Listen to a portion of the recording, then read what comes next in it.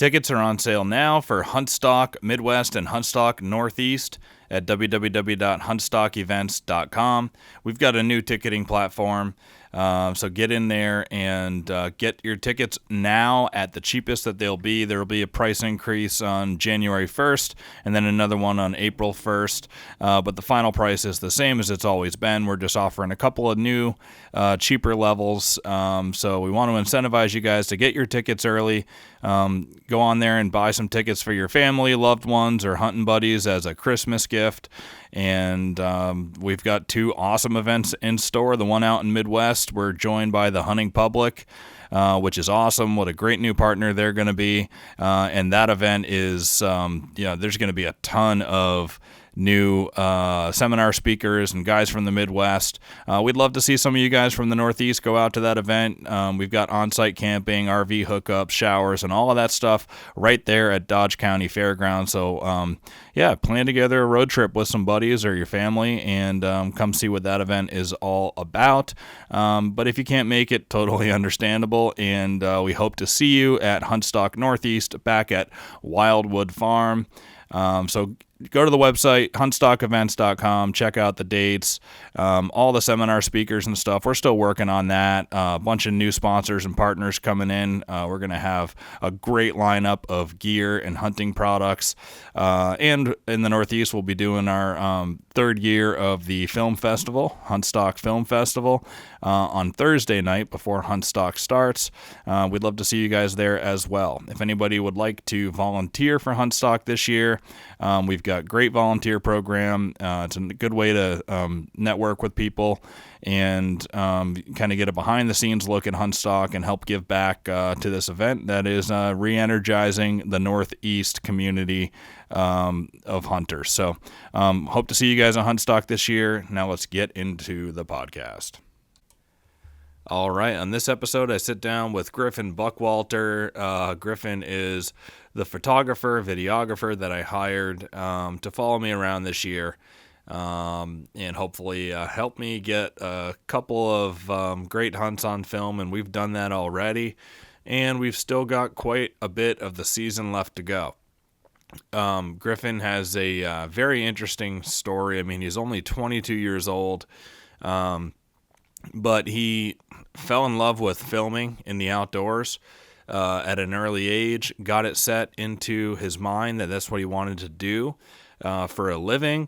And he's the stories that come out of this kid, I mean, it seems like, he would be somebody that's my age or older with all the life experience that he has. But he's only 22 years old and has lived through some pretty cool and also pretty difficult times. So I hope you enjoy getting to know Griffin. I've certainly got to know him a lot over the past 6 weeks. Actually, it's been just a little bit more than 4 weeks because he joined me mid-October. But I've enjoyed getting to know him. We're good friends now. Spend a lot of time in the woods together. He's a real solid kid, and he's got some hunting experience. He grew up deer hunting. He is absolutely in love with duck hunting and all waterfowl species. He's filmed some content for duck hunters. He's filmed quite a bit of content for deer hunting.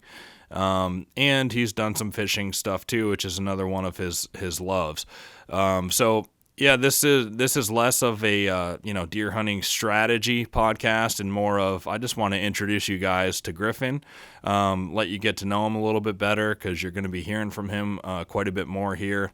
And I just want to mention too, if you guys, anybody out there owns a business and want to sponsor the podcast, Griffin does get paid out by sponsorships that come in to the podcast. So he's got some skin in the game here. So anything that you guys can do to support the podcast, and if you really enjoy the podcast over the years, we've been doing it for free and losing money on it every year. Not that that's a big deal. I really enjoy doing it, and I enjoy the journey that I'm on here. And now Griffin joins that journey. So if you want to support the podcast and support Griffin, please reach out, send me an email to huntsuburbia@gmail.com. And I want to mention, our only sponsor currently is OnX. You guys know by now I use OnX every single day. It helps me out tremendously in both scouting and hunting, and it helps me become successful. I've got, probably 40,000 pins on there now, and once you start to put that much data into the app, things start to become very clear. You can see scrape lines, you can see where they're bedding, you can see their travel routes, and it really helped out on Griffin and I's hunt up in Vermont on opening day, just scouting out a saddle in an area that I hadn't hunted before. We were planning to do a full day's still hunt in there because when I go to Vermont, I like to stretch the legs out. I really wanted to get out and move around and do a still hunt. So we planned to still hunt using OnX, but for the first 30 minutes to an hour of the hunt, we wanted to sit. And going to a new area, the best place for me that I found over the years is just finding a nice funnel, finding a land feature that's going to move deer past you, especially a rutting buck that might be out cruising. And that's what we did that morning. Just picked out a saddle between a couple of small ridges and sat there in the morning, and we had a cruising buck come right up that funnel, just like we drew up. 6:45, 6:50, somewhere in that range, about a half hour after shooting light. So it works out for that too. So if you want to use OnX, download the app and use code HS20 and you'll get 20% off your membership. Now let's get into this podcast with Hunt Suburbia's new cameraman / photographer / videographer and good friend, Griffin Buckwalter. All right, welcome back to another episode of Hunt Suburbia podcast. Today I've got Griffin Buckwalter. Thanks for coming. Of course. Actually, you got to thank me for coming. You was going to say you're more the guest. You're living here. Yeah. So I'm back in the interviewer's chair. I don't like when I have to recap stuff. And so this is my comfort zone, Griffin. I'm going to ask you about your life. We're going to maybe get into like psychological things. I'm gonna read you and diagnose you. Okay, perfect. That kind of stuff. About time somebody does. So Griffin, you guys know by now, he's the photographer that I hired for this year, and been getting to know you a lot over the last month. And Griffin has told me some incredible stories, so we're going to try to pull some of those out of him in this podcast. But why don't you just start off by telling everybody like where you're from, what you do, and kind of your story a little bit, how we got to here. All right, so I am freshly 22 years old. I just turned 22 in August. Born and raised in Maine. I've lived in a couple different parts of Maine, but Maine for the entirety of my upbringing. I got into using cameras when I was probably 12 or 13. Never really took it that serious, just kind of for my own enjoyment, I guess. And I've always had a super bad memory, so being able to capture all the things that I already did, but be able to rewatch them and like re-remembered like certain things that I maybe like kind of got lost in time. That's really, really what got me into it for sure. And obviously I grew up hunting and fishing and watching a lot of channels and guys like that on YouTube. Yeah, a lot of your fishing. Dad's a big hunter, right? Yeah, my dad is a huge hunter. He actually just got back from Ohio today. And I grew up hunting with him and watching all these other people on the internet hunt and fish and make a living out of it and do it full time. And I was just like, from the second that I like started kind of doing that stuff, it was like I have to do this. Like I refuse to do anything else. I have worked a million other jobs that are not filming related. Like I spent a lot of time doing insulation, concrete, irrigation, like a bunch of different trades. I've been a busboy, server, cook. How have you done all this when you're only 22? Well, that's what I always. Anytime you bring stuff up like this, it sounds like somebody in their mid 30s. Yeah, I have a tendency to kind of like I don't really know how to explain it, but just always on the run, looking for something, looking for my next gig, something. ADHD. That's the first diagnosis. Exactly. Well, that one's been diagnosed since I was about 9 or 10. Yeah. But yeah, it's just I'm always looking to do something different, learn something different, and I've had a lot of jobs and a lot of crazy experiences having that kind of mindset going forward with my life. And like I said, I've worked a lot of in-between jobs, a lot of stuff where it's just like I couldn't care less about it. It's really just a way for me to make money to pursue the things that I really want to do. And it's definitely tough, like having to take seasons off or miss like prime times of a season to save up that money so that I can go weeks or months without working to be able to try to chase the career that I'm after. That's most people, though. Yeah. That's how most people go through life. 100%. And yeah, so I have a fair amount of history filming. One of my first big videos, I guess, that like got traction, I was tuna fishing with some old friends. I'd never been offshore in my life, and I brought a camera along, as I usually do whenever I'm doing really anything fishing or hunting related. How old were you? I was about to turn 17. It was July 1st, I believe, and it was 2020. And yeah, I was just about to turn 17, and I'd never been offshore in my life. Like I've fished real close to the beach, but like close enough to where you could still swim to shore. And we were maybe like 40 miles off, 30, 40 miles off. Could be more, could be less. I honestly don't remember. But we were a ways out there. And 45 minutes in, rod folds, and not going to tell the whole story because it'll take me forever. But rod folds, fight the fish for 7.5 hours.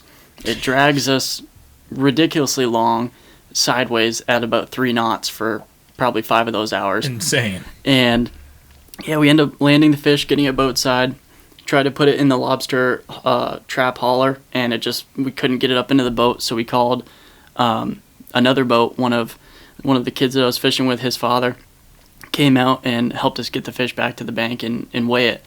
And I had a feeling something good was going to happen, so I packed some merch from some of the YouTubers that I really, really looked up to, and that kind of got me into all of this filming deal. So once we got back to the dock, I put that shirt on and took a picture with the fish, and then weeks later it was news stations reporting our stories. I woke up one day at my buddy's house in New Hampshire, and I go downstairs to have breakfast, and some guy's there fixing the cable, fixing the TV. He fixes it, and the news station comes on, and it's my story up on the news. I had no idea that any stations had even picked it up yet at that point. And they're telling my story, and I'm sitting there just like eating my bowl of cereal, and this cable guy, I have no idea who he is. He's like, "Hey." I'm like, "What's up?" Like, "What's up, bro?" Yeah, I wasn't expecting him to like start some kind of dialogue, and he's like, "Is that you on the TV?" I'm like, looks like it. I'm like, it appears so. And I hadn't even checked my phone or anything. I start checking my phone, and I got DMs from Good Morning America, CNN. Everybody's trying to reach out and grab my story. So I did a bunch of over-the-phone interviews. It was COVID. They didn't want to fly us out because of that. And yeah. What was so crazy about the story? Just the weight? The weight and the fact that we were all so young. I don't think any of us were. I think the oldest kid was 17 on the boat. So yeah, we're super young. It was all of our first times ever going out by ourselves without like an adult or a parent or somebody else. And we were on a really, really small boat. I can't remember exactly how long. I think it was like a 23-footer. 40 miles out on a small boat. Yeah, and we did a lot of damage to the boat on that trip. We cracked the flywheel. The transom was like where it connects to the boat was like cracked. Like every time we hit a wave, you could see the motor sagging. Like it was a miracle that we didn't get hurt or sink that boat 100%. Wow. Jeez, and that was kind of what sold the story. Like people catch a lot of big tuna all the time. Like that isn't the biggest tuna that was caught ever that year or just in general, but it was more or less just kind of the story. And especially the time frame that we were in, COVID, all the news was scary, horrible, like, and that was a big thing that the news stations told us was it's nice to have a story that's like kind of nice, like uplifting and positive. Yeah. It's like everywhere around the country during that time period, it was just like a very, very not good time to especially be watching the news. Yeah. So yeah, that's what kind of started everything. And then after that, that video just kept giving me more and more connections to the people that I looked up to and watched my whole childhood growing up getting into this filming deal, and that's definitely what kind of convinced me, like, oh, like I can actually do this. Like, this is realistic. Like, I can make this happen. At the time, I had like a $400 camera, no skills whatsoever really editing or filming. I had no idea how to like put things together or anything. And the fact that blew up and got that much traction, I'm like, oh, if I can really kind of perfect my craft, this is something I can do for a living. And it just went from there. Super weird opportunities that got me to the spot that I was at. I was helping bear bait for one of my dad's buddies, one of my buddies too. I was helping him bear bait and just kind of like work, and I was working towards getting my guide's license, and that was the initial goal, and then just kind of film my clients kind of as I go. That was like the original plan. And he had a client come up from Texas, and his camera guy couldn't make it, and I had all my camera gear there. I'd just gotten it recently too, and the camera that I'm using now. And he pretty much told me, he was like, yeah, this guy's got a TV show, his camera guy couldn't make it. He was like, you think you can do it? I was like, I'm not going to not try. I can't promise you anything, but I'm definitely going to give it a shot. And to be honest, that day, that film wasn't super great. Like it wasn't like that good. And we ended up shooting a smaller bear than we thought. The bear came in right at the base of our tree, so it looked real big. And I'm like, yeah, that's a big one. And he was like, yeah, it's pretty big. Shoots it. Definitely wasn't nearly as big as he was hoping, but it was a cool experience. We got to know each other, and after that, I ended up working for him and his show for about 2 years, and then I kind of pulled away from that, started doing some other YouTube stuff, and I eventually just got kind of burnt out of it. That lifestyle, it's tough to, for some people. I mean, it may just be a me thing, but it's really hard to consistently, super early mornings, super late nights, hours and hours on end on a computer. It's like, especially young, I was only, I think, 19, almost 20 when I like stepped down away from everything, and I just had to take a little break. And then recently, that was the first thing I asked you when your name came up as like to come and be my photographer. I was like, and you were like, yeah, I got burnt out the last time. I was like, so what makes you think you're not going to get burnt out on this one? You know? Because and you haven't. I mean, we're pretty much halfway through probably at this point. Yeah. You know, you haven't got burnt out, and we have been doing early mornings and late nights and one after the other. Yeah, and that's where I think definitely the chemistry and the relationship between the subject, I guess, and the filmer, it's like that is so crucial, if not the biggest factor for me at least, because it's you gotta have that bond, and you have to be friends, because over time it just will not work. Like, at least in my experience and things that I've seen, is like you gotta have a pretty good connection.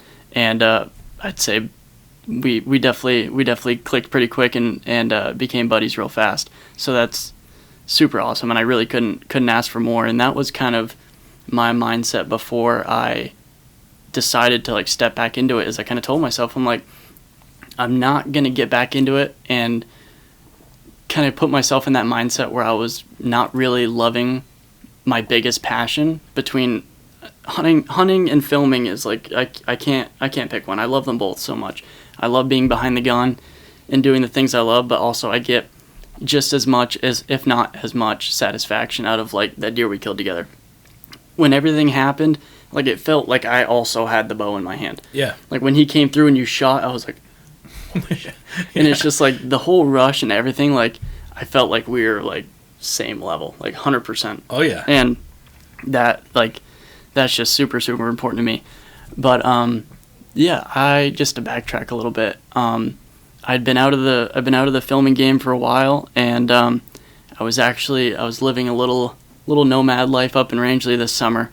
Just kind of, I don't know, it was more or less just like a recentering trip, just trying to. Yeah, but you got to tell what kind of led to that, because it actually ties into like something that happened while we were hunting together this year too. But you've got a history of banging your head really hard off of things and getting concussions. I do. And so tell everybody, like, you had this job, and all of a sudden, like, you were going to be able to be making a lot of money. And so I was at this company, and I was a office manager and estimator for this. Not going to get too specific, but it was a large.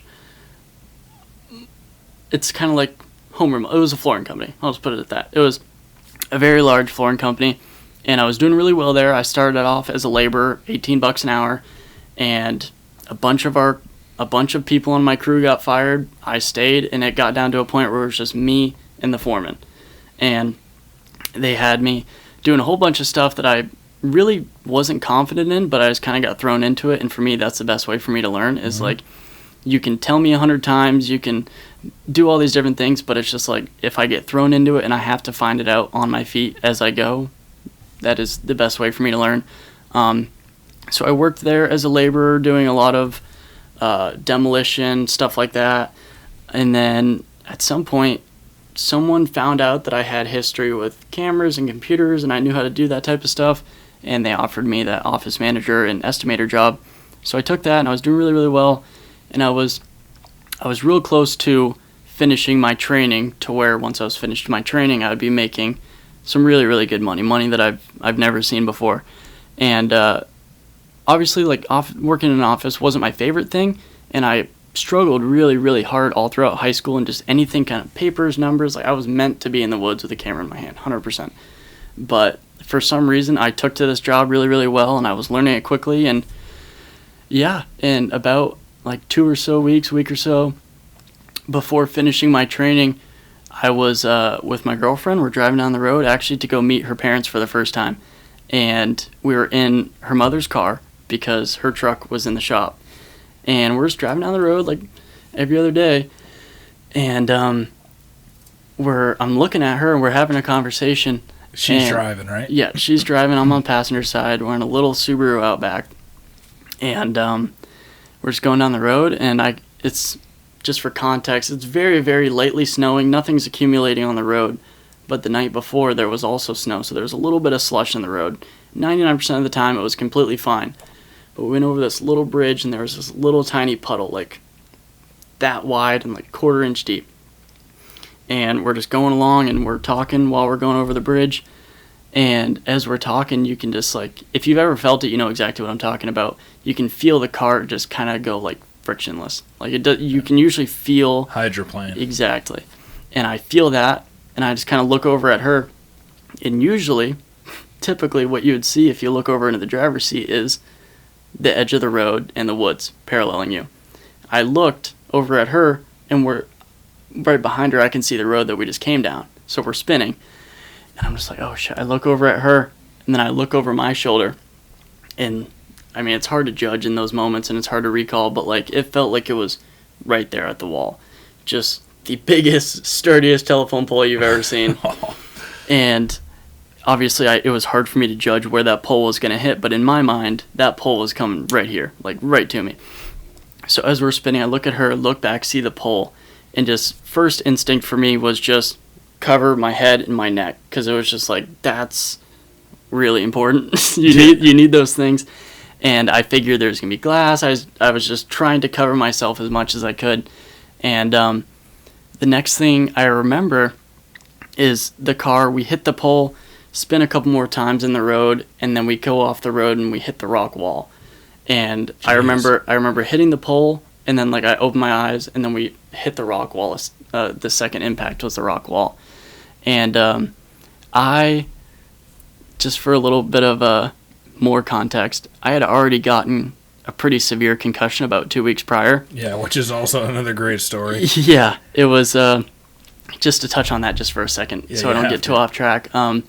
I had just met my girlfriend at the time, a couple weeks prior maybe, and my buddy was having a little party at his house and whatever, so I was like, I'm going. I invited her, and she hadn't gotten there yet. So I walked through the door, and everybody is already feeling it. They're already way ahead of me. And I walk in, and it's that time of night where if you've ever hung out with a bunch of your buddies, you guys are drinking, it's like somebody starts wrestling somebody at some point. Yeah. And it turned into a big wrestling bracket of like, you fight you. And at first I was just kind of like staying out of it. They were all pretty tuned up, and I was completely sober. I hadn't even cracked the case that I had brought. And at some point, one of the biggest dudes there, he was just like, all right, like, let's go. So I'm like, all right, whatever. And we end up wrestling, grappling, and I ended up beating him. And we go a couple more times, and I'd beat him every other time. Not to toot my own horn, but... you were sober and he was trash. Exactly. So I did have a level up. If you end up seeing this, I do know that there was I had the upper hand a little bit. But, yeah, so at some point in one of our scuffles, I had hit my head. Go figure, off of something. I have no recollection of hitting my head, feeling any pain whatsoever. But that last little skirmish we had, I remember standing up and just like feeling trashed, like super, super drunk. And I had not had a drink yet. And at that point in time, I hadn't even thought about that. I just chalked it up to drunk wrestling, I guess. And actually before we stand up, it had gotten to a point where he didn't want to tap, and I had him pretty locked up, and he didn't want to tap. So I start cranking down on him, and when I had hit my head, I must have hit my nose too. I get chronic bloody noses pretty bad. And so I got blood all over my face, and I'm like, it looks like I'm trying to kill this kid. And my girlfriend walks through the door, and we pretty much split up and got up right after that. Yeah, she must have been horrified. Like, what am I walking into? Yeah. So I get up and I go over to her, start talking to her, and like she could tell. She was like, you are trashed. Like, you are definitely under the influence. And I'm like, what? I'm like, I look over there and my case was still completely closed, not even open. And I'm like, I don't know why it didn't even cross my mind that I might have some traumatic brain injury or anything. Because you had that. Because you had a traumatic brain injury, so you weren't thinking about it. Yeah, so the next morning I wake up and I'm just like, just like scratching my head, just kind of doing like the usual just woke up things. And I feel like just like a bunch of like crusty stuff in my hair. I'm like, what the hell happened last night? And I asked my girlfriend to look at it with her flashlight, and there's just like a gash like this big, blood all in my hair, huge egg. And I'm like, what the hell? I didn't think much of it. I felt coherent. I felt fine. I didn't feel concussed. And then over the next day or two, she had mentioned that I was repeating a lot of the same things, which, if you know me, that is not uncommon, even when I'm not concussed. I tend to forget the stories that I tell and tell them again often. So I didn't really think much of it, and I went to work. I went to work on Monday, and my boss came into the room, and I had noticed it a couple of times where it's like I'd be doing something, and then like it feels like I blink and I'm in a different room doing something else, and it was just like, that's not good. Yeah, I was kind of noticing it, and I was thinking, I'll just go to urgent care after work. And my boss came into the room, and I didn't usually act like that, and he comes in, and I'm just like, I was mudding this wall. We had just drywalled this big room, and I was taping and mudding it, and he walks in, and I'm just like kind of standing there, just like staring in the corner. He said my name a couple times. I didn't respond. He says it again. I'm like, yo, what's up? He's like, you good? Like, are you hungover? Like, are you all right? I'm like, yeah, like I bumped my head on Saturday, and I'm like, I just feel kind of weird. He's like, let me see. And I take my hat off, and he looks at it, and he was like, you're going to the hospital right now. Like if you're forgetting like this shit, and he was like, you need to go right now. And what I did, I probably shouldn't have done. I ended up driving myself, which probably wasn't a great idea. But yeah, I drove myself, got scanned, nothing super major. I mean, I had a severe concussion, but no like serious brain damage. But yeah, that was 2 weeks prior to the story that I was just telling. Yeah. So I'm still in concussion protocol recovery, in that whatever week and a half, 2 weeks before this crash happened. And whatever it happens, and the police come. Actually, before that, all the airbags went off, and we're sitting there, and she tries to get out, and immediately I think we hit a telephone pole. So I'm like, if there's live wires out here, wrecking is bad enough. Stepping out and getting fried is even worse. So I'm trying to pull down the airbags to see if there's any live wires hanging down. There's not. So we get out, she calls her mom first, and I'm sure you can imagine how that went down. Wrecking her mom's car, it was just about to be paid off. Like, sucks. And a horrible setup for me to go meet the parents for the first time, too. Oh, my it's gosh. Like, there's very few times where it's, like, that tense, where it's, like, kid wrecks the parents' car. Like, that sucks. And there's no way that we're going to go into that, and that there's going to be, like, calm, like, get to know everybody. Like, I had a feeling that it was going to be super, super tense. So whatever, the cops come, tow truck comes, and we were maybe a mile away from her parents' house. So her mom comes down, and she was actually very, very calm. It was really cool. And she was super understanding. She was just really glad that we were all okay, because 8 inches, a foot further, like, I could not be sitting here right now, because that telephone pole hit. The pillar of my window was right here, and it hit just beyond that pillar. So it smashed the entire door. The whole door was like completely caved in, and we hit that telephone pole so hard that the sunroof was actually bowed up. Like, you could stick your hand underneath. Wow. Like, we hit it really, really hard. And yeah, so we go back to her house where she went straight downstairs and talked to her dad, and left me upstairs with her angry mom and her sisters and everything. So I was immediately just like thrown in the hot seat. And other than, you guys didn't have like any scratches much or anything? No, neither of us had a scratch on us or anything. So it was lucky. super, super, super lucky. And yeah, I was just thrown right into the hot seat, and I was ready for the worst. I was ready to just get attacked on all ends, just because I know how it is, and I grew up with my mom, and I have 2 sisters, so it's like I know how that kind of dynamic, you can definitely get picked on and cornered. But no, they were super, super cool, and within like 5 minutes we were sitting there laughing, like telling stories just like how we are now. And yeah, super cool. And her mom kept saying like, are you okay? Like, are you okay? And like the whole time, like I was worried about, I'm like, I can go get checked out, like we got good insurance, I'm not worried. But I didn't want to stress her out even more, saying like, yeah, like I'm pretty screwed up. But you were thinking the whole time about the concussion a couple weeks ago. No, the whole time that I'm sitting in her, like in the house, in the living room, telling stories and everything, it's like vision going in and out of focus. Like I feel like I'm going cross-eyed. I'm like really having to focus to like maintain eye contact with her. I was like, oh my God, I was severely concussed. And I remember going back home to my girlfriend's house, and like any time that I like moved my head fast or got up, it was just like everything started to tunnel in, and like I was really concussed. And I still was being stubborn and didn't want to go get checked out. And that Monday, again, both concussions happened on a Saturday.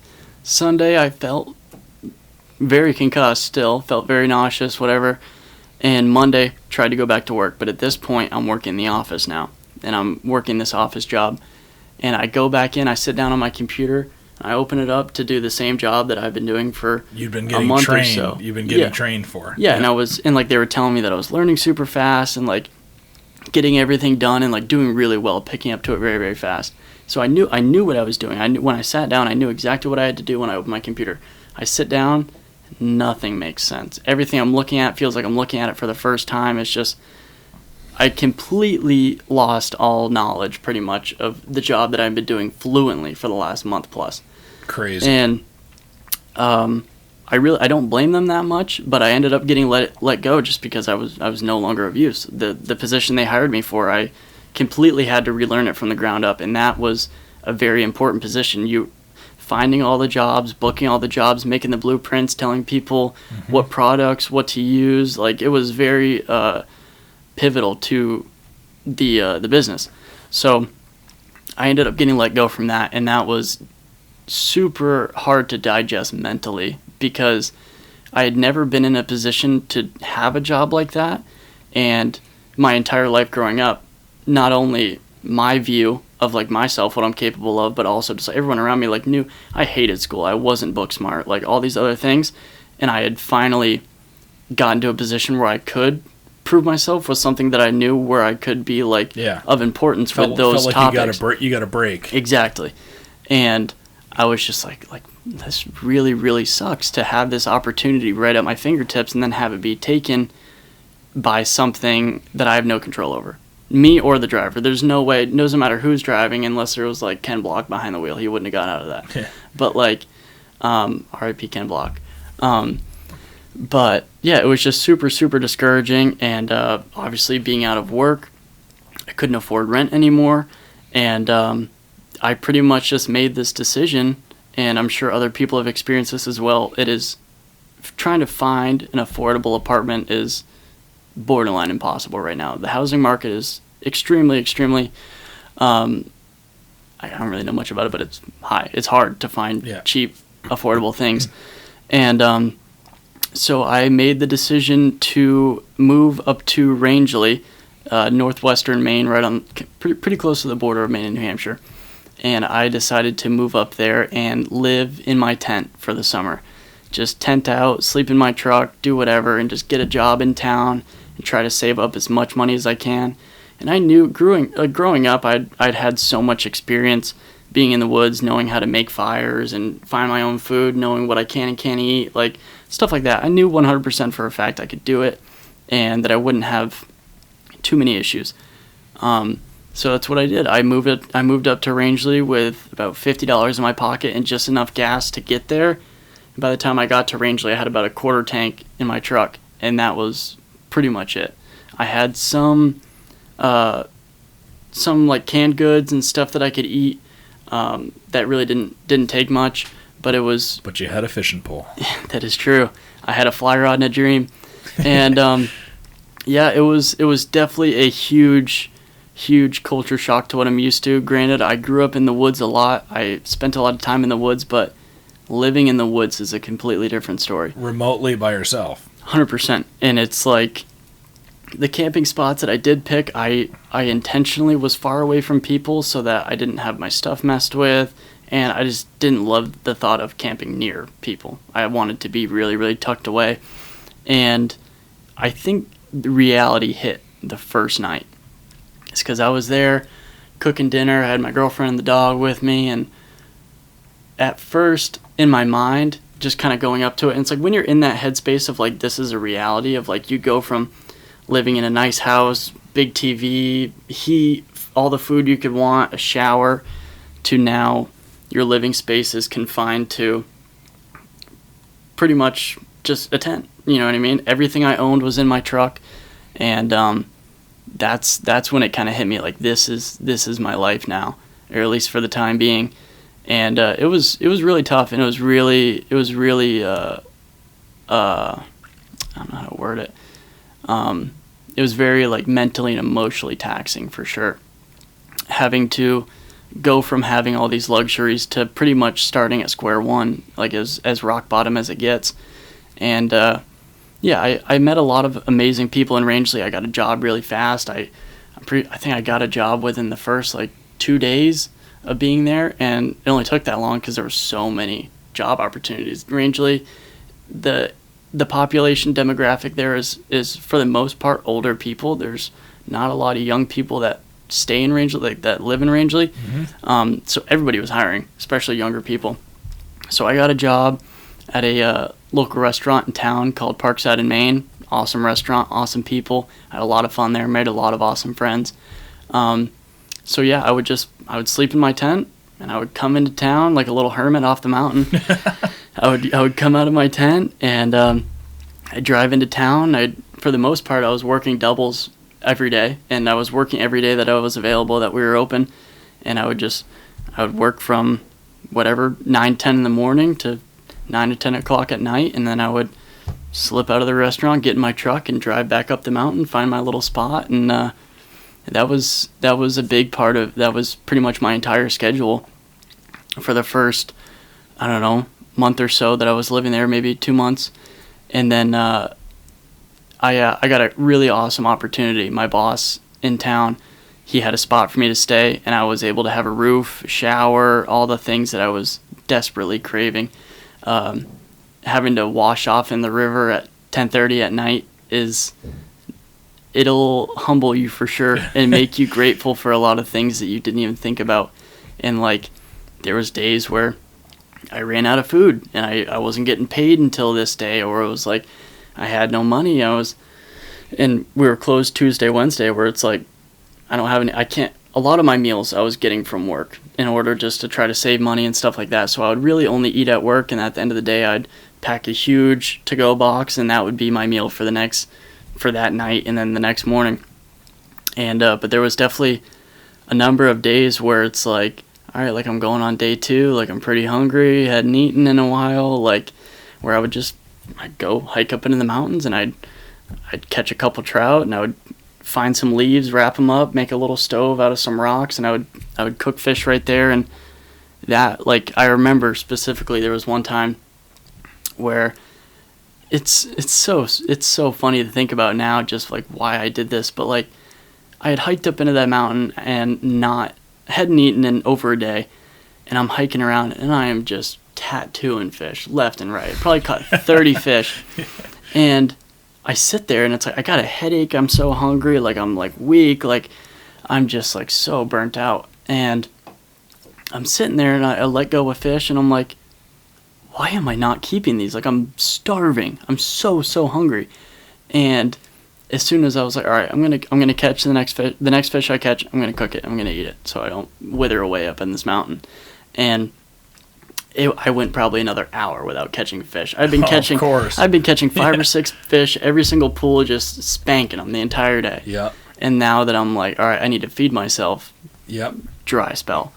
So I end up hiking back down the mountain, and I'm, I don't know, probably a mile away from the truck, and I ended up getting into some more fish, and I scoured the bank for a while to try to find a perfectly flat rock, just because, I mean, I don't know if it's the region or if it was just that river, but like every single rock was just perfect, round, did not have, way too thick, and it wasn't flat enough to put my stuff on there. So I remember so vividly digging this little hole in the bank and stacking up some rocks and putting that flat rock on top to cook, making my little fire and putting those trout on there and just kind of sitting on this little log right next to my fire. And I'm just like, what the fuck am I doing? Like, what am I doing? I'm up here in the woods. I'm like withering away. I'm like, I have to cook these trout to eat. You're only 21 years old. Yeah, I wasn't even 22 at this point. And, yeah, I was just like, what am I doing? Like, something's got to change. And I had this little moment, and while I'm cooking my trout, the rock that I was cooking on, I'm not sure why I did it, but it got really, really hot. So I'm sitting there on this rock, and I just hear a loud bang, and I hear like rock pieces just all over the bank around me. And my trout flew off the rock. I had 2 trout on the rock. They both flew off the rock. And like in this like dazed mindset that I was in, I'm like, did someone just shoot at me? Like, did someone just shoot my trout off the rock? Yeah. And then I was just like, I remember you telling me. And then I kind of changed to like, what the hell? Like, I'm starving. I find a fish, I catch it, and I'm like, I don't know why I was thinking like this, but I'm like, somebody snipes yeah, it. and I'm like, of all things, a fucking sniper takes out my trout on the rock. I'm like, are you kidding? And then obviously I kind of come to and I realize that wasn't the case. I walk up to the rock and I'm like brushing around it to see if like there is any like impact, like for some reason some sniper is tracking me down trying to kill me with starvation by shooting my food and not just shooting me instead.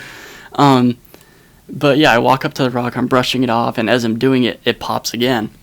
I realized it was just the heat, so I kind of dispersed the fire a little bit, let it kind of come back down, and I put my trout back on the rock. They finished cooking, I had my meal, and actually I had to work that day, so I come out of the woods and I walk in, and it's like the people who worked with me there, they know like there was no hiding that I was homeless living in the woods. Like it was very, very obvious that I was not staying in an apartment or anything. But you were trying to hide it? No. Yeah. Most of the people there knew. Yeah. Because a lot of, like, it's any other job, like, people ask, like, oh, why'd you come to Rangeley? Just, like, not just Rangeley specific, but it's in general. How'd you end up here? This, that. And, like, also, anybody that knows me knows that I'm a pretty open book. Like, ask anything you want to know, and I'll tell you, pretty much. And it's just, like, even if you don't ask, I'll probably still tell you. So, yeah, everyone there pretty much knew my situation, and they were all super, super cool. I remember for my birthday, I got a present from one of my coworkers. It was a little brown bag, and inside the brown bag was a bag of Sour Patch Kids, because I was always eating those. I love Sour Patch Kids, my favorite. It was a bag of Sour Patch Kids, an apple, and a daily multivitamin that had like all the necessary vitamins, because they were like, I know that like if you're not in here, you're not eating, and you're living in the woods, and they were like, I want to make sure you're at least not going to wither away and fall over and die while you're on the clock, because we need you. It was a really nice gesture, but it was also like kind of like a joke. Like it was like Sour Patch Kids, and then there was an apple and the vitamins. It was kind of like a gag gift, but also there was some very genuine intent behind it. So shout out, appreciate you. But yeah, so that was pretty much my entire summer. I stayed in the woods, and worked in town, fly fished my heart out, fly fished every single day. I didn't fish too much in the beginning of my endeavor just because I was kind of in my head. I didn't really want to do anything fun at that point. I was in that mind space where I was just like... And you were focused on rebuilding the bank. Right. I'm like, it was one of those things where it's like, I need to embrace the suck. I need to struggle. I need to, like, do these things to get that step forward. And then once I kind of, like, got on my feet, I had a regular schedule going. I wasn't necessarily, like... I was taking care of myself more. I was eating. I was able to be on my feet, and I had a little bit of money to where I can take care of myself. And then that's when I really started fishing hard. It was like I stopped going up into the mountains and finding camping spots. I would just sleep at the parking lot at the river. I'd wake up super, super early. I'd fish all day until I had to go into work at 9, 10 o'clock. I'd come home. I'd fish all night until midnight, 1 in the morning, and then... Doesn't sound so bad, you know? No, I was able to make it as good as I could. Yeah.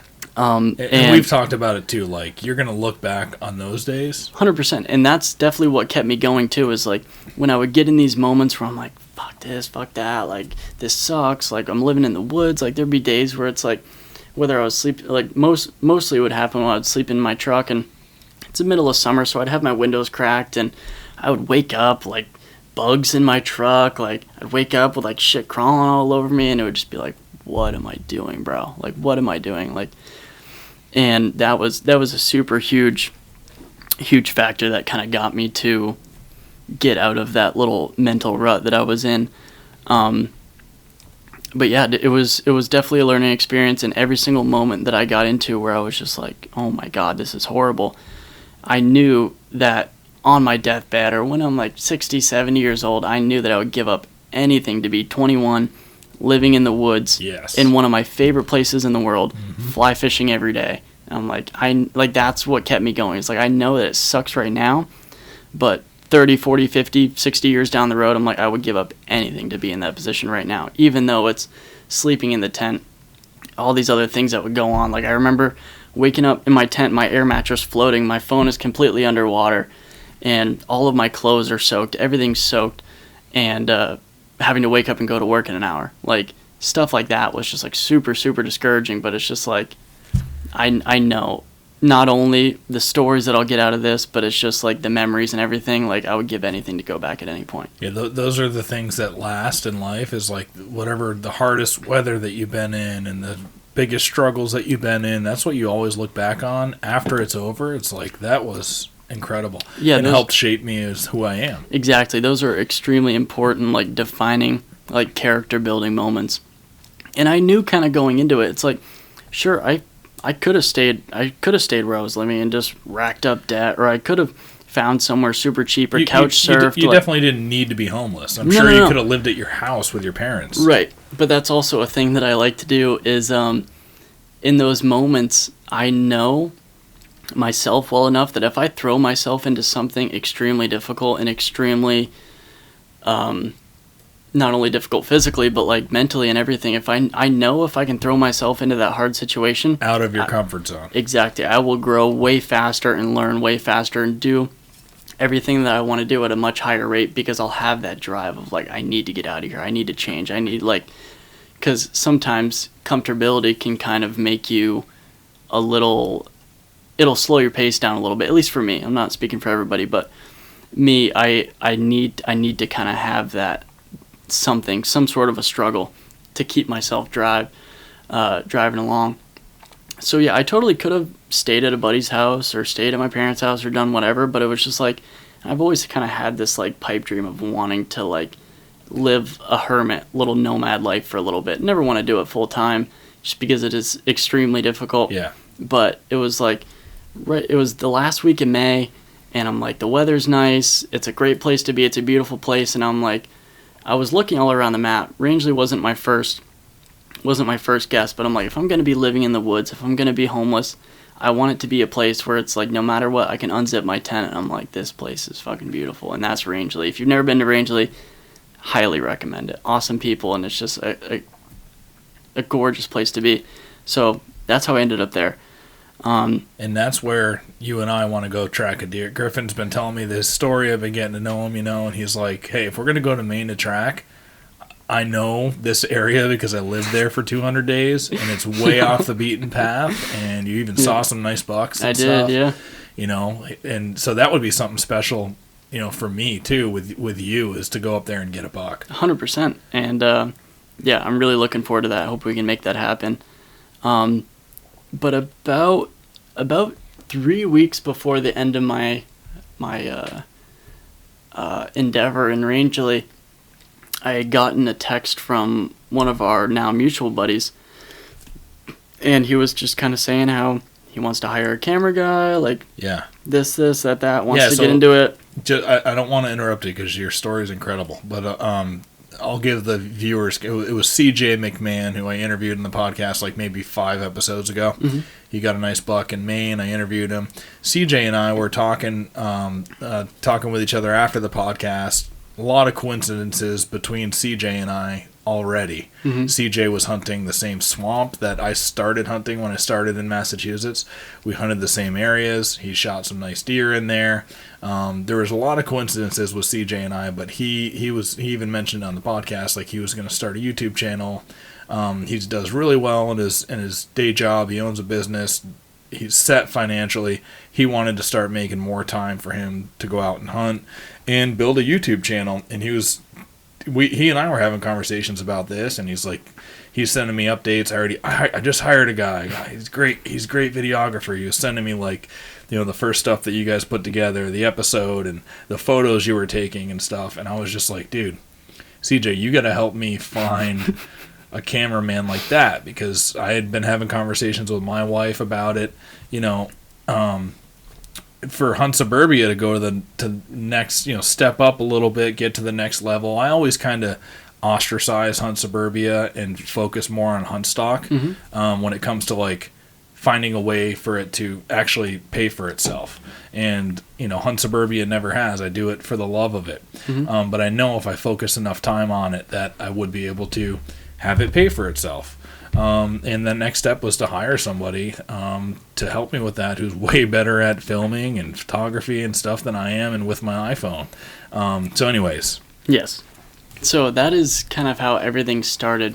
I had linked up with CJ a couple times. We went out, we did one hunt together, kind of just as a pilot almost, just to see if we got along, how kind of our mindsets were on what we wanted to create, everything like that. Did one video, put it together, sent it to him. Everything was good. And not going to get too specific, but it's just some things happened in his personal life, certain things, and it just ended up not coming into fruition. And totally fine. Everybody goes through things. That's not a big deal whatsoever. But yeah, it just didn't end up coming together how me and CJ thought it was going to happen.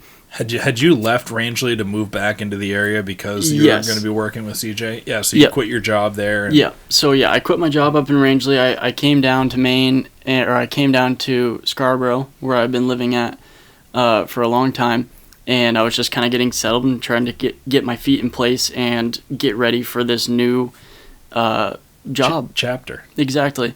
And everything just kind of didn't work out how I had expected it. But CJ, he was super awesome and understanding about it. He was like, hey, I understand this thing isn't going to work out for me and you. But he was like, I do know this other guy who's also really eager to get a camera guy. And he was like, I'll connect you guys chat, see if everything's going to work out. But he was like, sorry about that. But he was like, I'm going to, I'm going to help you out. Yep. And, I think a couple days later, me and Pat had a phone call. Everything went great. And then I think a day or two later, I came down here, and we, like you said, you showed me the studio. Kind of we chatted at your house for a second, then we hopped in the truck and headed straight to Vermont. Yeah. And that was the first anything we'd filmed together. We hopped right in the truck, went to Vermont, went to the golf course, met up with a bunch of buddies, and the next morning we got out in the woods, had that awesome bear encounter. Scotty shot his deer pretty early in the morning, And yeah, pretty much the rest You're is off and history. running. Yeah, I mean, and that was a month ago, and it feels like we've known each other for a long time. 100%. That's what happens when you spend a lot of time with somebody all day. Yeah, I mean, it's every single day, 5 or 6 days a week, we see each other from 4:30 in the morning to dark. Yep. And that's definitely does help getting to know someone pretty quick when you spend 12, 13, 14 hours a day with them pretty much every single day. Oh, yeah. Yeah, and for people that are listening and just captivated by your story, Griffin, and you have more, and I want to try to pry out, like, this is just scratching the surface, guys. This is just the last 3-4 months of my life. I mean, it's crazy. Yeah, you've got so much perspective for a 22-year-old kid. I'm going to keep calling. I'm going to call you. You could be my kid. I've been called worse. I actually, like, when you met my son Austin, Yeah. I like calculated it. Like, you're exactly the middle age between my son's age and mine. Mm-hmm. You're like right in the middle. Yeah. Yeah, like you're the same distance away from him as you are from me. But yeah, like I want to be upfront with folks listening. You've got skin in the game in Hunt Suburbia. I told you, like, you come in, you can help us make better content. You know, we get some more sponsors out of it, that kind of a thing. Because I don't focus on that as much as I should be. You know, and I want to train you in all kinds of other stuff with business, and maybe you can help out HUNTSTOCK stuff, and bringing in partners. But he's got skin in the game in Hunt Suburbia. So if anybody out there, if you're related to hunting or you want to sponsor the podcast, reach out, because a lot of that's going to go directly into your pocket. So Please, because seriously, it's such an incredible story. I think that might help out a little bit. I just wanted to mention that. We do have some sponsorships I'm already starting to try to bring into the fold with us, and I think you'd mentioned that was different too from anybody else you'd ever worked with. Like, nobody had offered you a percentage of earnings that are coming in, so you actually, as we grow together and do something special together, you're a part of it. Yeah, I couldn't be more thankful for that. That is that's an awesome driving factor for incentive and just wanting to like get better and learn more and be more involved, not just only being behind the camera, but like really, really getting involved in everything behind the scenes, whether it is Hunt Suburbia or HUNTSTOCK or just everything else we have going on. It's an awesome feeling to know that like I do have input and I do have a say, like not necessarily like a say in what goes on, but it's like my ideas aren't going unnoticed or swept under the rug. I'm not just like the camera guy, and that's an awesome feeling to have, to be more involved in what's really going on. That's great. Can you talk on any of those other experiences you had as the camera guy? You don't have to mention names and stuff, but some of those things that I can't even believe some of the stories. Yeah,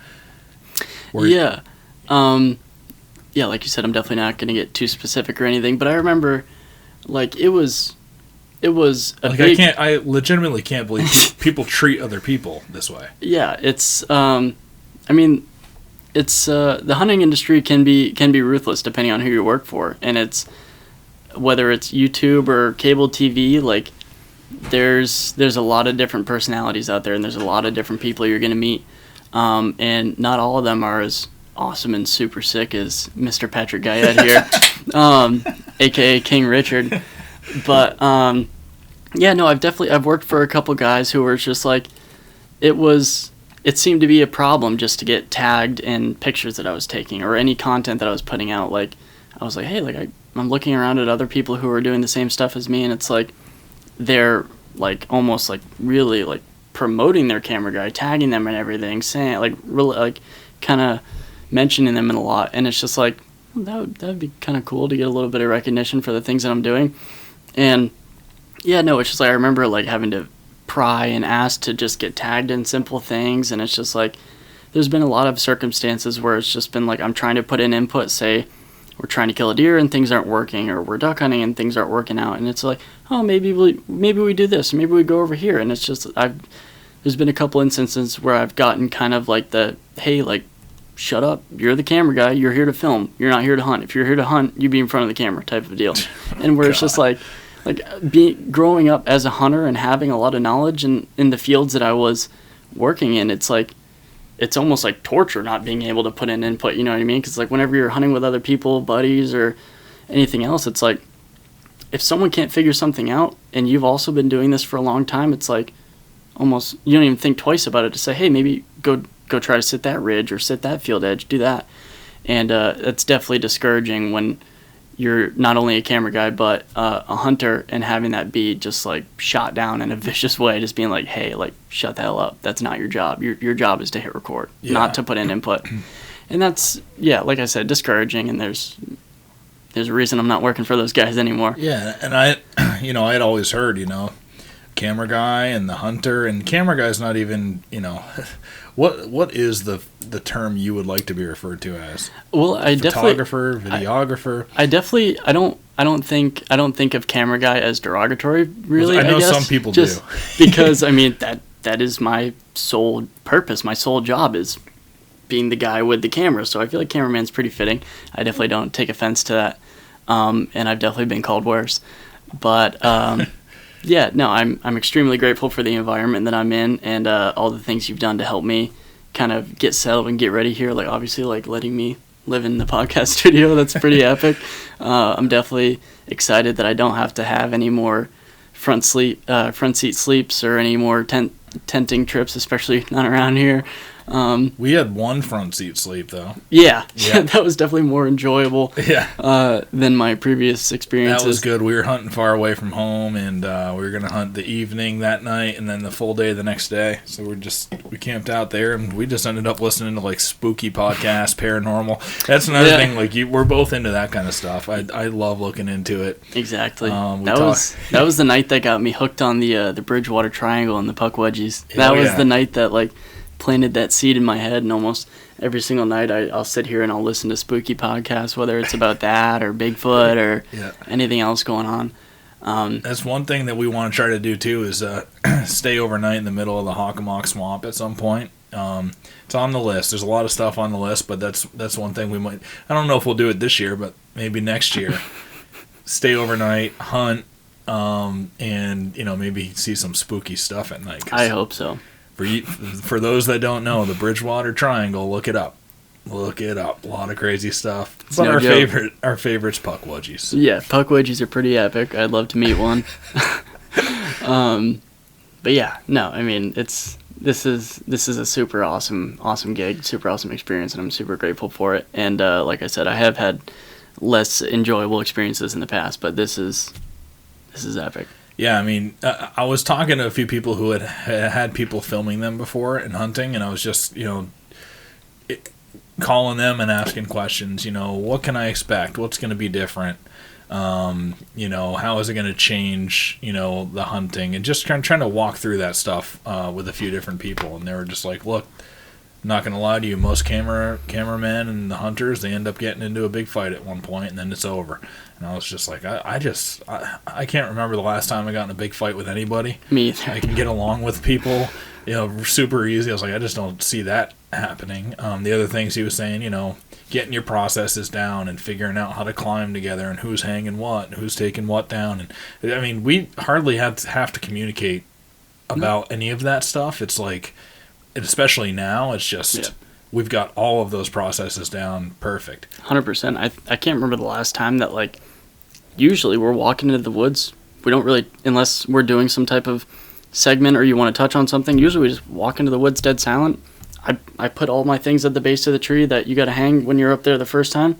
Don't say a word. It's just all completely fluid. You come down, I get up in my tree, and we're hunting at that point. So, I mean, I don't even think the transition period was really all that difficult either. I feel like we kind of got into a groove fairly quickly, and like I've had a fair amount of experience filming my dad from the same tree and saddles, so like I kind of knew like how we had to get it set up.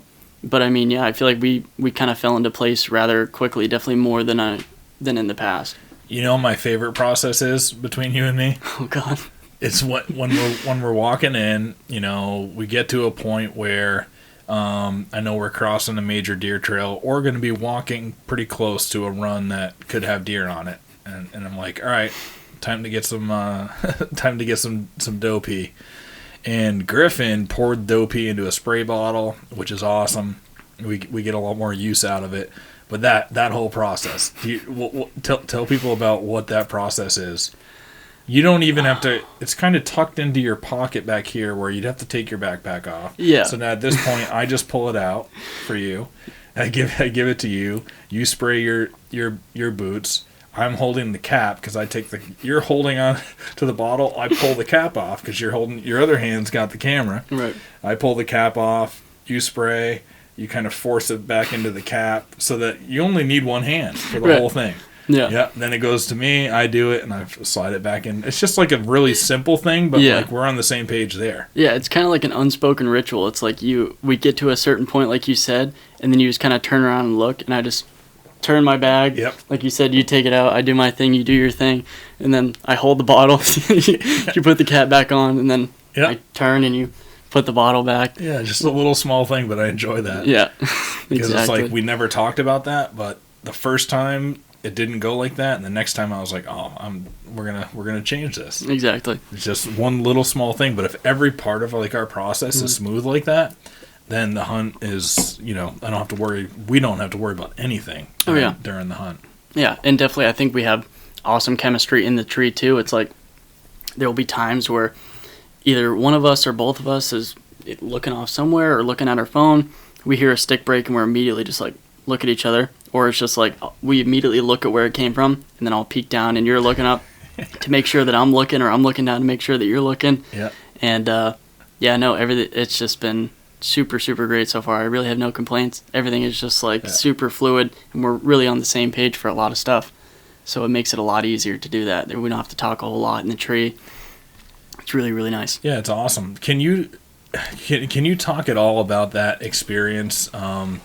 And I don't know if you can or not, but there was one where a guy grabbed you by the scruff of your neck. That was not my favorite. I didn't love that. It's not, but it's it's part of your story, and like it's really just one of those experiences. I'm like, I cannot believe that this happened. Yeah, it was the same person who I was working for when he was pretty much just like, hey, shut the hell up, you're a camera guy, not a hunter. Oh, that makes sense. Same guy. But we were at this outfit, not gonna say what state or who it was. We're at this outfit, and we're hunting a specific deer, hadn't seen him, and there was a corn pile. This state, obviously it was legal. There was a corn pile there, and after the first couple of days, the corn pile diminished pretty significantly. It had a lot of does and a lot of small bucks come in and eat at that corn pile, and obviously overnight a bunch of critters were getting into it, and our corn pile was pretty much gone. And that morning we were going into the hunt where all this is going down. One of the guides comes up to us and he was like, hey man, like I had a lot of stuff going on, I had to go bait a bunch of sites, weren't able to bait your site, I apologize. Whatever, not a big deal, like shit happens, like people get busy, and especially working for an outfit, I know how it can be really, really stressful and super busy, and sometimes you just don't get to things. But yeah, that happens. We go sit, didn't see any deer, and we go back to the lodge, and I got there before I got to the dinner table, before my boss at the time we're sitting down, everyone's kind of talking about their hunt, what they saw, and the owner asked me, he was like, hey, you guys see nothing? Or you guys see anything? And I'm like, no, we didn't see anything, but so-and-so said that he didn't have time to get to our site and put any corn down, so it's like maybe that had something to do with it. I don't know, but it's like no big deal. We had 5 or 6 days left. I wasn't worried. And immediately he just like kind of comes over to me. He was like, come inside right now. We need to go talk. I'm like, what the hell? I'm like, I'm scared. This guy's giant, and I'm people who have known me outside of here, I am not a giant dude. So this guy comes over and he's like towering over me. I'm like, this guy's about to rip my head off, but I'm like, I don't know what for. So we get inside and he starts hollering at me, and he's like, why would you ever say that? Why would you ever embarrass me? But he grabbed you off the table, didn't he, like that? Yeah, he came over, he grabbed my shirt or grabbed something, but he pretty much drugged me inside.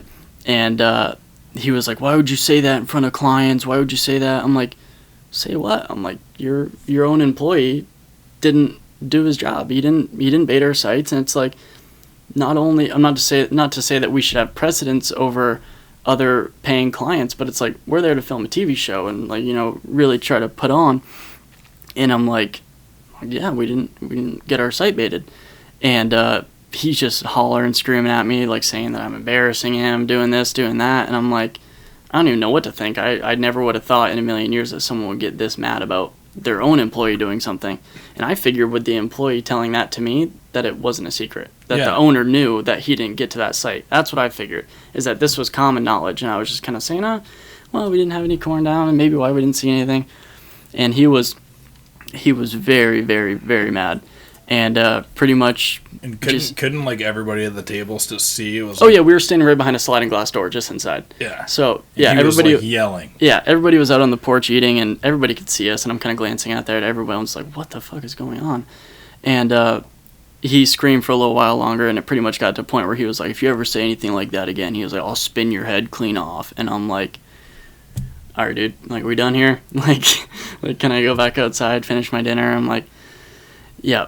And after that, it was probably like an hour later. Like, everybody else was kind of over there shooting the shit. And like, I was feeling kind of bad. I felt like I mean, in my opinion, still to this day, I don't think that reaction was warranted.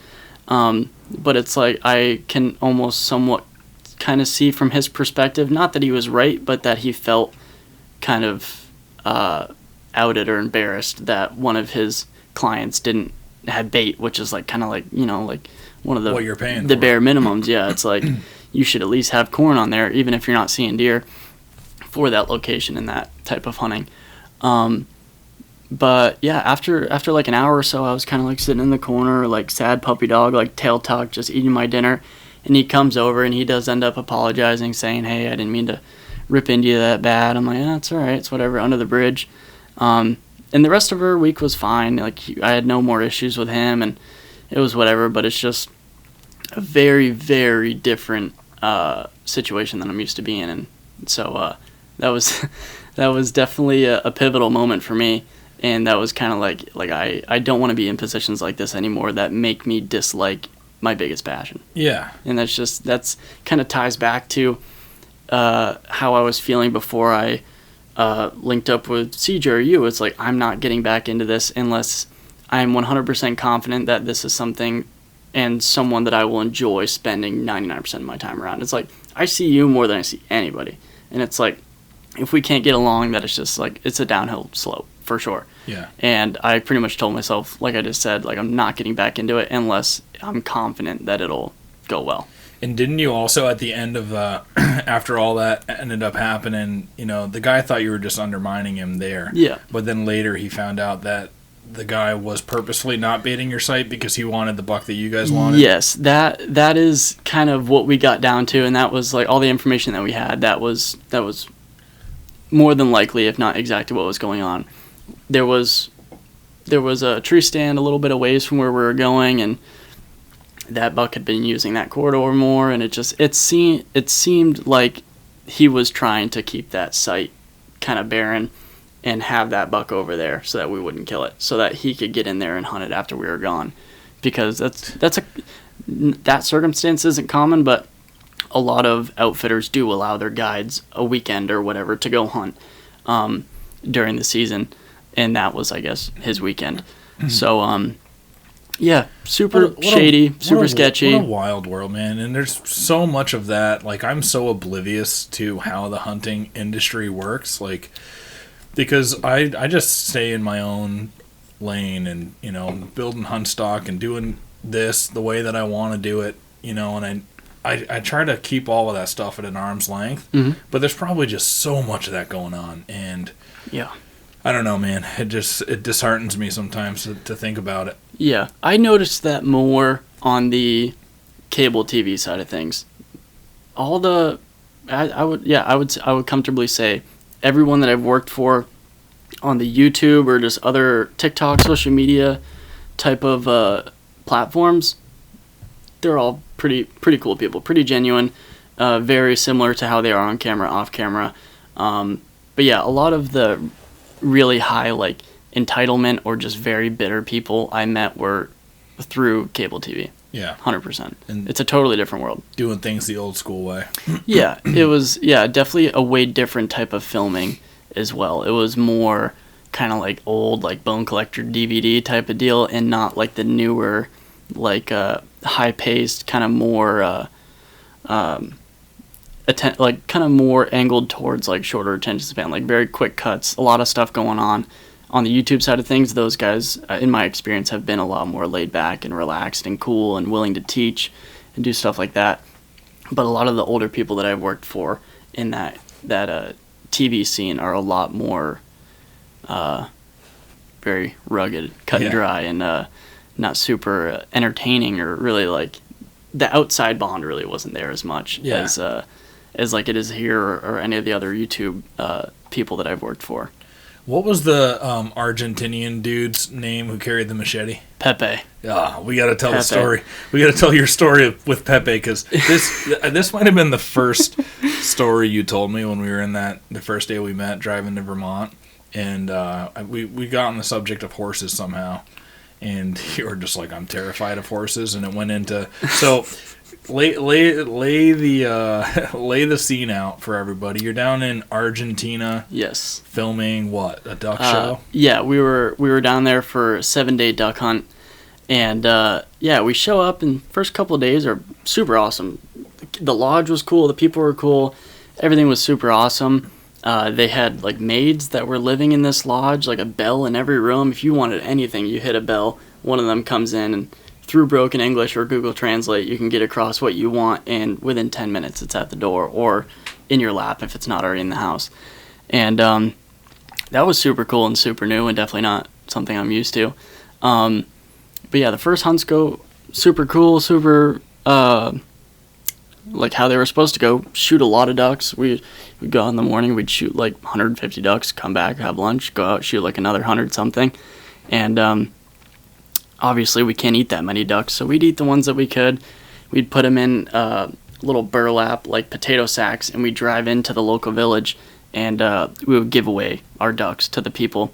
There was a very, very poverty-stricken village. There was cars stripped down on cinder blocks, chickens running through the road, like as like poverty as it gets. Like it doesn't get much lower. And it was super cool seeing all the people like super excited. I mean, we're bringing in probably close to 100 pounds of ducks, like a lot of food, feeding that entire village. And that was a crazy awesome experience. And after a day or so, they would kind of get into the rhythm. It's like, we're going to show up at some point this day with a lot of ducks. And they would have like little like, I don't know how to explain it, but like cookies and stuff like that, very similar, but it was like of Argentinian culture. Like, it's nothing I recognized, but it was like same type of deal. He'd come out with cookies and food and stuff like that, and we would kind of exchange ducks for stuff like that. But then, so cool. Like, I think we had like 2 or 3 days left, and one of our hunts, it was this big flooded prairie, and it was too far to walk into, especially with all of our gear. And we didn't have like side-by-sides or anything. We weren't going to drive our trucks through this big pasture. So we get on horseback. I'd never been on a horse. Terrified of horses. Horses actually scare me quite a bit. And they still do. Not nearly as much as they used to, but I still have a healthy respect for them. And they were telling me, like, hey, you got to get on a horse. And they knew that I didn't like horses. Not that I didn't like them, but I was frightened of horses. And so they pretty much tell me, you got to get on one. I'm like, can we just like tie a rope to a kayak and you can drag me through this flooded field? I'm like, I really did not want to get on one. And eventually I kind of get to like, hey, I'm in Argentina and I got to ride horseback into this flooded field. Like, I got to do it. Like, that's too epic to not do it. And we all get on our horses, and it must have like been able to tell that I was like terrified, whether it felt me shaking or it could just like sense my fear. Yeah. Hold on, dude. We have to tell, I think this happened prior to that, and it kind of makes the story if I'm remembering. But when you were introduced to Pepe, you saw how it was spelled, and you called him Pee-Pee? Yes, I made the poor choice to make a dick joke about this guy who did not speak any English, had a giant machete strapped to his leg. And what was his job there, basically? So he was like a guide. Really, he didn't have like that much knowledge about duck hunting. Like, the decoys were super basic, super cheap, just like spray painted black to look like the local ducks. But he'd get you from point A to point B. Exactly. He knew the place like the back of his hand, knew where all the ducks were. Yeah, Pepe kept that thing on him. But we're all just, it was after our first hunt actually, we're sitting there by the bank, and the entirety of the hunt, Pepe would just sit, I don't know, 500-600 yards out on his horse and just watch us hunt. And it was super epic. Badass. So the hunt has come to an end of the first day, and Pepe just comes galloping through this pasture. He rolls up, and I don't think I knew his name at the time. I think that's how I got to it. And someone told me Pepe, and I was like, oh, and I walk up to him, and I'm like, hey, like, I called him Pee-Pee, and I was asking him about something, but I didn't really want to ask him about anything. I just wanted to, like, deliver that joke. And he didn't, like, pick up on it whatsoever. And my boss was just like, hey, you know that guy you just called Pee-Pee? Yeah, apparently he's, like, killed people with that machete on his leg for trying to break into his village and, like, steal things or hurt his family, stuff like that. He was like, yeah, so I wouldn't call him Pee-Pee again just in case he does catch up on it. He's like, I wouldn't do that. Just like, all right, noted, got it. I'm like, and especially like being in South America, it's like, yeah. I did not want to play around with a dude who's got a rep. So, yeah, there was that. But yeah, just to circle back onto the horse story, I get on my horse, and the whole convoy of horses, we had probably 5 or 6 horses. They all start kind of meandering towards where we want to go, and my horse did not want to go, and I'm wearing waders, size 12 waders. I'm a size 10, so the boots are huge, and they had to like shove the stirrups onto my boots, which is not ideal. You want to be able to get out of them if you can. If the horse starts freaking out or chucks you, I mean, I don't know much about horses. I might sound like an idiot right now, but because they have makeshift stirrups, right? Right, and I'm sitting. The saddle doesn't have like a handle or anything for me to hold on to. It was just like an alpaca hide over the top of the horse, and then it had stirrups. And I'm pretty sure my reins were like nylon rope or like paracord. It was something. I gotta pull up the picture and see what it was, but very janky and not a great setup for me to ride my first horse. So, like I said, they shoved the stirrups on my boots, and I'm on the horse. I had this thing. It looked kind of like a bra, but I had it on over all my camo, and there was a little receiver piece on the bottom of my camera cage where I could snap my camera in, and I could have it on me but have my hands free. And I had my camera bag with all my lenses, GoPros. I had my MacBook in there. I had everything in there. So I'm on this horse, and I'm super nervous that like these horses aren't like broken, like really good riding horses. Like he just rode off like a couple 100 yards and just wrangled up a bunch of horses that looked presumably wild. Like it looked like they had never been rode before in general. And so I was extremely nervous. Yeah, that was Pepe. He went out and rounded up all the horses. And so I'm on my horse. He doesn't want to move, and I'm nervous to like kick it to get it to go, just because I'm scared that he is going to freak out, or she, I guess. And the whole convoy is probably 100 yards ahead of me. And Pepe ends up looking back and seeing that I'm not with them. So he rides his horse right over to me, doesn't say a word, but he's smiling. And he has this like what looks like it looks like a blackjack, like a little whip thing with like this little square piece of leather at the end of it. And he's like riding up to me smiling, and he rides past me and just smacks my horse on the butt. And it just like takes off like bat out of hell. And they were telling me, they're like, if you want that horse to stop, you just rip back on those reins as hard as you can. I'm like, that doesn't seem right, but I mean, like, in a certain situation, I'll do it, whatever. Like, so this thing starts tearing through this pasture, and I caught up to that convoy of horses pretty quick that were probably 150 yards away from me at this point, and I blow by them just like holding back on my reins, like trying to stop it. Yeah, heels in my stirrups, like completely leaned back, like trying to stop this horse. And he doesn't stop. He takes off for like another 100 yards, and then he stops at this little puddle, takes a drink, kind of looks around, and then takes off again. And it was extremely terrifying because I have my whole camera set up on my chest and all my other camera stuff in my bag. So I'm like, if I fall off this horse, I gotta fly home, because it's like I got no camera, and that's my whole job. So I'm freaking out.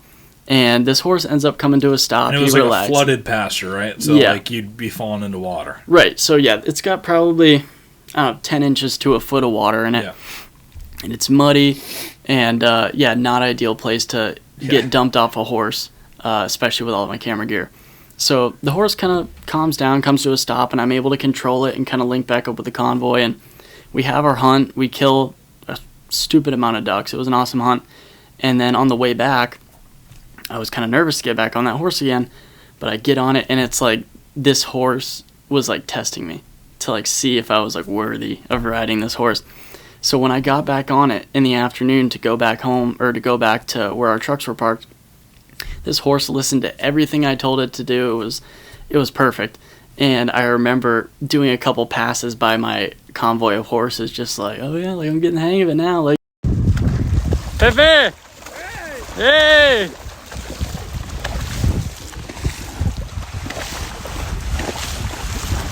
Running him around, and by the time we got back to the trucks, everybody was already off their horse.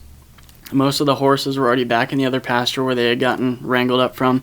And it's well past dark. I got my headlamp on, and I'm just ripping this horse around, just having the time of my life. Yeah. And I went from being completely terrified of this horse to just like riding around and wanting a horse at that point.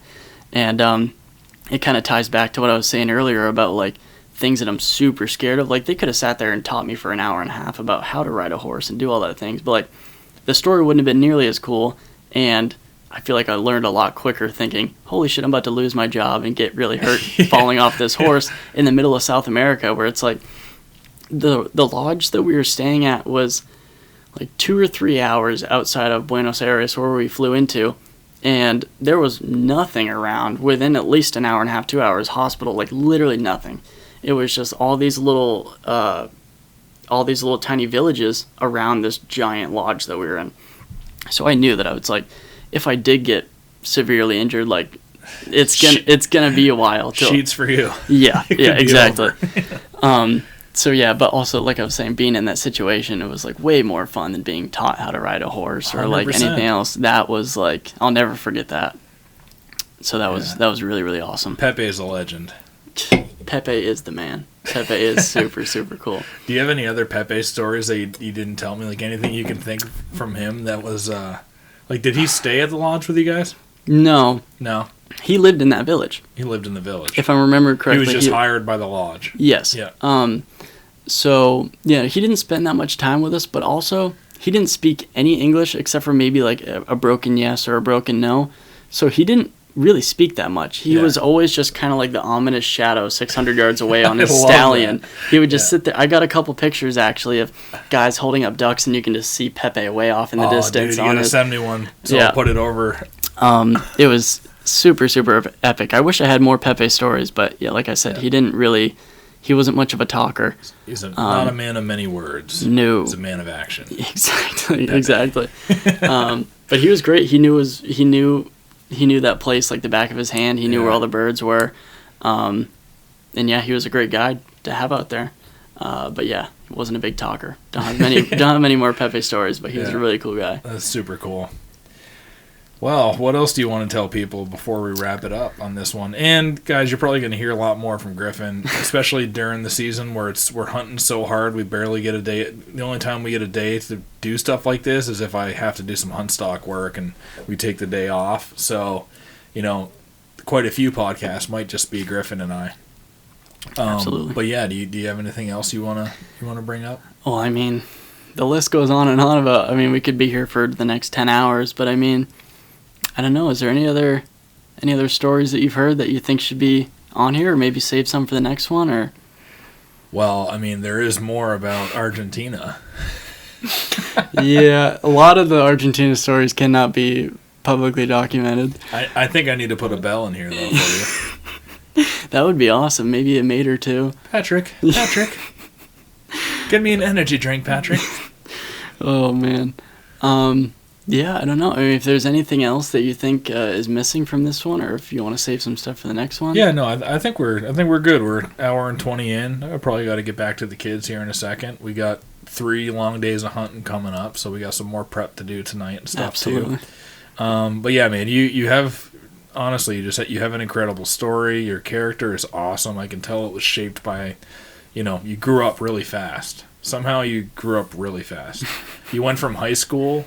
Didn't you graduate high school early so that you could get your first camera gig too? Yeah, so I never walked at my graduation. I got all my physical school paperwork done that I had to do in order to meet the criteria to graduate. Yeah, because that was another thing you didn't bring up on the tuna thing. Yeah. The shirt you were wearing, are you able to say the brand name and stuff? Yeah, because you skipped over. I didn't know if it was on purpose. Yeah, no. It was this brand called Rigged, and now it's more formally known, or I guess the guy who owned it, his name is John B. He's part of the Guggen Squad. The biggest fishing YouTuber group, in my opinion, I feel, the Guggen Squad.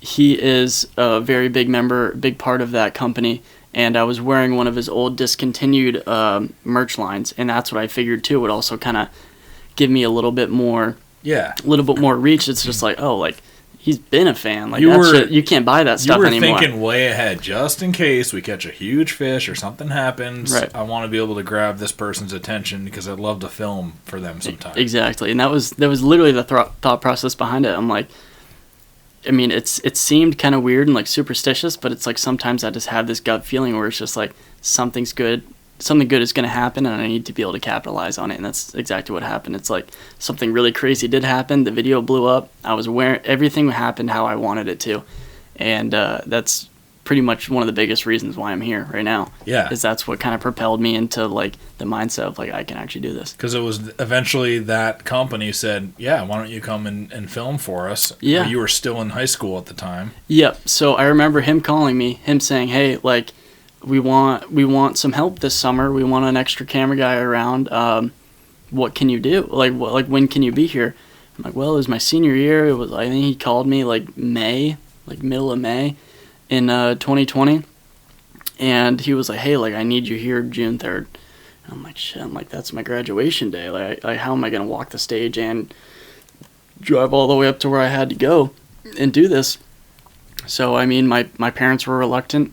My dad understood, I feel like, a little bit more than my mom. My mom really wanted to see me walk, just especially because high school was such a struggle for me.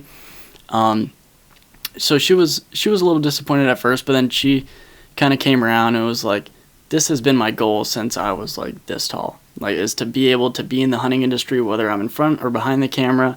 But it's just like, this has always been a dream of mine. And she realized that, and she was like, all right, like, I'm not excited, but it's like, this is your life. You're an adult now. You can make this decision. And I ended up doing like a little super corny like photo shoot in the front yard with my cap. This was not planned at all. I had just gotten out of the shower. My mom was just like handed me this stuff as soon as I came out of the door, and I gotta pull up the pictures because this would be hilarious too. Yeah, send it to me. I'll put it over the podcast. This is back when I had like long hair down like by my shoulder blades, and it's a picture of me in my cap and gown, just like up. I was trying to be funny, like up against a tree, and then just like one of these. yeah. And that was like her only requirement, is that she took pictures of me with my cap and gown. But yeah, my teachers were super cool. They gave me all the work that I needed to be able to graduate. I got it done early enough, and yeah, I didn't go to my graduation. I didn't walk, and I just went straight from school, went home, packed all my stuff, and went straight to that deal. Straight to your dream. Exactly. Yeah, man, it's super cool. I just think like that, like, I mean, it's a very unique story. I'm sure other people in the country have something similar like that for them, what it is for them, but I mean, it's incredible. You don't feel like a 22-year-old kid. It's because you grew up so fast, you knew what you wanted, and like, you're on your way, man. Absolutely. And I'm stoked to have you as my photographer right now. I mean, dude, it's been awesome. I'm ecstatic to be here. I mean, like I said, this has been such an awesome experience. Not only just the hunts that we've had together, but we've had so many awesome moments, just jokes. And we've already got a bunch of inside jokes and stuff like that. And it's like, honestly, I couldn't ask for more. This is such an awesome deal. Yeah, it's been great. And hopefully we can kill the Marine this week, put a bow on that. Because like once I tag out in Massachusetts on bucks too, I'd love for you to hunt and I can film you. That'd be pretty cool. On some hunts, you know. I haven't been in front of the camera much on any hunts really, so that'd be cool. That'd be cool to do. Yeah, like I want to make that happen, and it will at some point this year. We still have 6 weeks left of the hunting season, you know, as far as I'm concerned. We do need to try to get to Maine probably next week and do a couple of days there, because that would be awesome. I want to see where you camped out, all of that stuff. I think the viewers at this point would want to see that too. You know, we can go right there, right? And, yeah, here's where I was. Yeah, there's a lot of spots. That river that I ended up cooking that little meal on. And for people listening too, he was like 20 miles away from anything. I was way up there. It wasn't just like a mile in on a logging road. It was. Yeah, it was every morning and every night. It was about an hour in to where I was staying consistently until I really started fly fishing hard, and then I would just, for the most part, just sleep either in my front seat of my truck, or I would take everything out of the bed of my truck, throw an air mattress in there, and I would sleep at the parking lot of the place that I was fishing. I'd fish all morning, like I said, go to work, fish all night, and I didn't stay nearly as secluded anymore once I started fishing hard, just because it was like I don't want to burn an hour of fishing time try to get to the river. Yeah. I was just gonna stay there. Yeah, no, it'd be cool to kind of go back and see those spots and be able to kind of relive it in a better, like, it'd be nice to visit and not have to stay there again. Yeah, so heck yeah. And it'd be even cooler to kill a buck there. Yeah, pick up a track right near there. That'd be awesome. That'd be super, super cool. Yeah, so stay tuned for that. Follow Griffin at Griffin Buckwalter _ on Instagram. You can go back and see all the incredible photos he's taken this year, and all the videos from October 20th and on were him. So yeah, go give him a follow. If you want to support the podcast, send me an email, huntsuburbia@gmail.com. Thank you to Onyx. Use code HS20 if you want to use Onyx. It'll get you 20% off your membership. And that's it, man. Thanks, man. That was awesome. We got more coming in future weeks, and let's have a good week of hunting. Absolutely. Let's do it. Let's kill the Marine. Thanks, buddy.